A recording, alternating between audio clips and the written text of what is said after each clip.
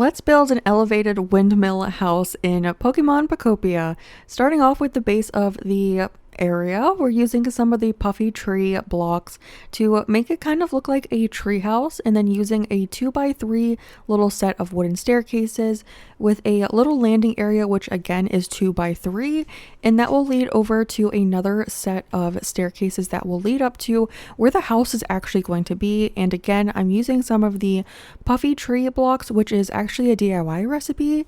And for the house itself, I'm using the plaster walls, and this is, I believe, 6x5. I think it's 6x5.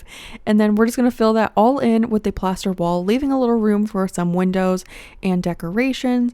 And I'm now realizing I think this is a 6x6. And then I used the ladder to get on top of the roof, but I thought it was really cute, so I actually left it. And then I'm using the pink shingles, and I made the little centerpiece to be grass, so we could actually put in some trees and grass on top to make it look a little bit more like overgrown and natural. And I added the tall grass and the trees. I did plant 3 trees, but I go back and actually cut 2 of them down. And I'm adding in some of the leaf huts and the leaf dens surrounding it, just so it looks a little bit more natural and, like I said, a tree house. And then I wanted a path, so I'm using the ordinary soil, and there's our windmill, and as you can see, it's running into the trees. So I did chop down the 2 berry trees, but I left the pine tree in the background.